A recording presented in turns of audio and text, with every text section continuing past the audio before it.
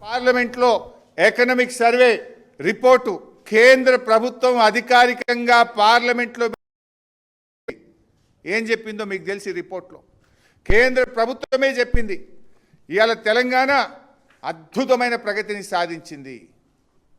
2,20,00,000 ఎకరాల మాగాణిగా తెలంగాణను 9 ఏళ్ల బీఆర్ఎస్ పాలనలో జరిగిందని చెప్పి ఈ రిపోర్ట్ చాలా స్పష్టంగా చెప్పింది.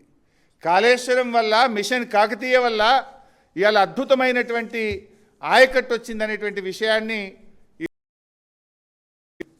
కాళేశ్వరం ప్రాజెక్టు ద్వారా 17,08,230 ఎకరాల స్థిరీకరణ జరిగింది.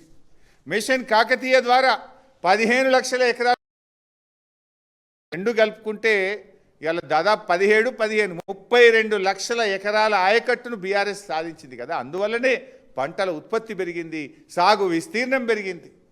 అప్పుడప్పుడు ఊకే పొద్దుగా లేస్తే మా మీద నోరు బారేసుకునే బండి సంజయ్, కిషన్ రెడ్డి సోయి తెచ్చుకోండి.